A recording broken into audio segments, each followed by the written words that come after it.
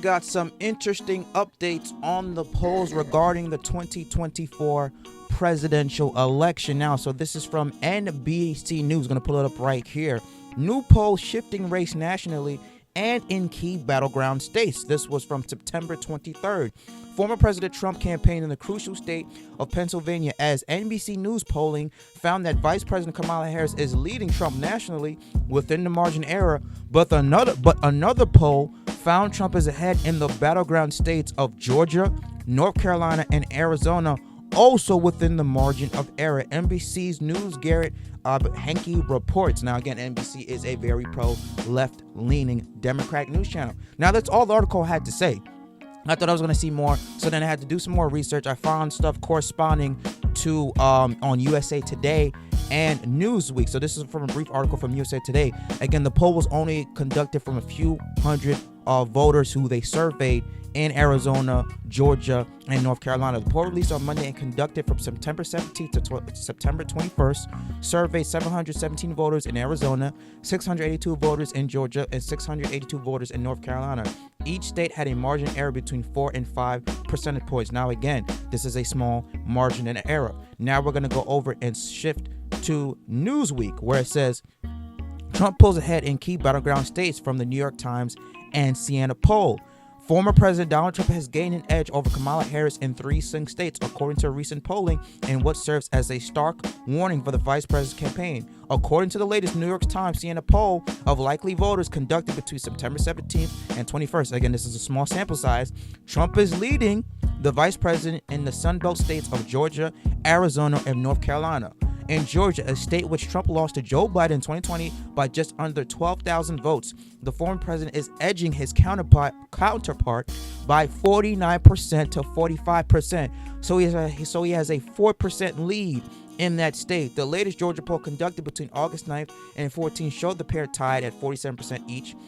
In Arizona, meanwhile, Harris is trailing Trump 45% to 50%, flipped from August when 49% opted for Harris over Trump 45. North Carolina, and Trump held in 2020, has a similar swung to a slight Trump lead, with the former president gaining 3 points to lead over Harris 49 to 47. However, as the New York Times highlighted, the poll took place before news broke over Lieutenant Governor Mark Robinson's Foreign Forum scandal. This is news to me, which caused concern among Republicans over the potential impact of Trump's effort in the state, which I think it will cause little to none impact. But you can see the graph right here. Arizona, Trump has a 5% lead, 50-45. Georgia, 49-45. And North Carolina, 49-47. Among independents in 3 states, 43% say they lean towards the Republican ticket, compared to 38% Democrat and 18% undecided or refusing to answer.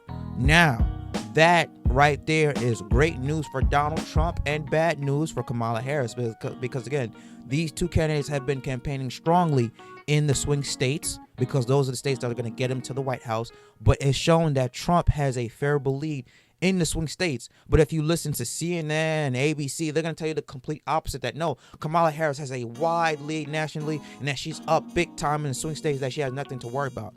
Wrong. Now, again, this was from a small sample size, but a lot of people, especially my age group, and even a lot of Gen Zers that I know, and even Gen Alphas coming up, who some of them may be eligible to vote or not, or roughly around 17, 18, they're leaning towards Trump.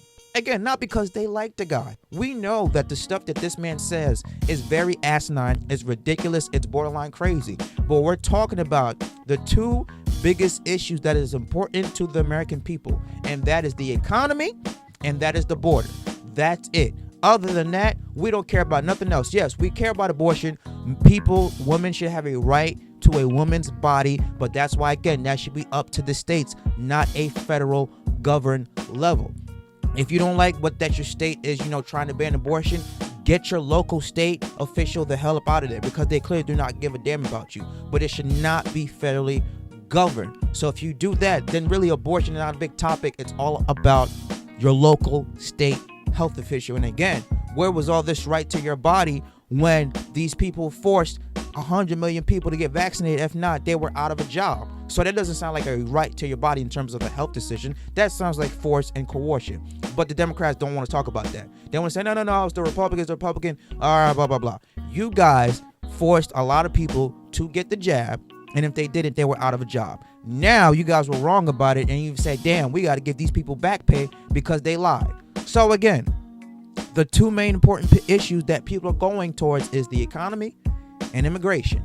Right now, it costs $47,000 more to buy a house compared to 2020 when you could buy a house for a salary of $59,000, pretty much $60,000. Now you need an average of $106,000 to buy a home. This is crazy. That's an 80% increase according to Zillow and other news sources. So you mean to tell me you had to quadruple, double your net worth in order to buy a home? You've had to make 80% more of the money that you did 4 years ago in order to comfortably afford to buy a home. Not to mention all the expenses homes comes with. Not to mention all the stuff that could go wrong in a home that you have to have an emergency fund for. Not to mention the fact that gas has went up, food has went up, electricity has went up. All your bills that come with maintaining that house have gone up. Childcare has gone up. Education, these cost tuitions continue to go up like crazy. Why is it costing $50,000, $60,000, $70,000 a year just to send your kid to a school? People don't even make that much, but the schools want you to pay that much. It's fucking asinine and ridiculous. Trump has a better track record of the economy than Kamala Harris done. Kamala Harris said that she's never been to the border, and look what happened at the border. It is a wide open free-for-all. It's a wide open free-for-all. She wanted the data, the information to be hidden. Okay, her and Joe Biden stopped construction of the border the minute they got into office. President Joe Biden signed an executive order ceasing all further border wall construction, and the rest of the equipment he sent off, and just they bought the material for chump change.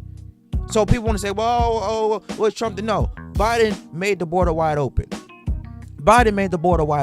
And he tasked Kamala Harris to see what was going on with the migration at the border, and she didn't do shit. Nothing at all. Nothing. She wasn't even there for majority of the votes that were happening in the Congress chamber. She missed 35-40% of votes from bills being passed.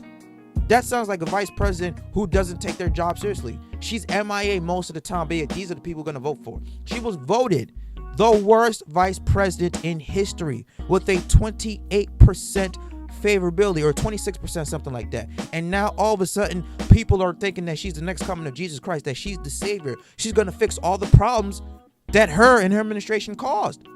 Are you fucking kidding me? Her tax plan, her economic plan is a disaster. Hey, let's take more people's money so we can send it overseas and give it to Zelensky. Let's take more people's money so we can send it overseas to Israel, Hamas, with that crisis going on over there. They're funding genocide. Let's take more people's money so we could pocket it. Let's take more people's money so businesses could go out of business. So now more federal government has to come in and save the day. We need less federal involvement in people's business. That's the fucking problem. She flip-flops on fracking. She flip-flops on the Second Amendment in terms of owning a gun. She has flip-flopped on her $25,000 tax, on her $25,000 down payment assistance. First it was a down payment assistance, then it's a tax credit, now it's a down payment assistance. Which one is it, Kamala Harris? This lady flip-flops, and yet these are the people, the brainwashed people who do not, or are not well informed, who watch too much mainstream news, want to vote for? Come on, guys. I get it. You don't like Trump. I don't either. I understand the frustration towards this man. But you gonna trust the other side that has lied to you and say that the other people are the problem? Are you fucking kidding me? When he was president, everybody was living better. Financially, of course. We did not have a border crisis. We did not have millions of illegals invading this fucking country. That's for a fact. No matter what the left or no matter what the mainstream media tries to say and propagate, if you look at the numbers and your own personal experiences, you were better off financially and had more security when Trump was in office. Fact.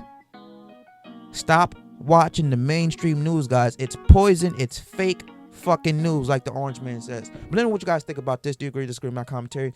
Leave your comments down below. Smash the like button. Subscribe to the channel. I'll catch you guys later. Peace.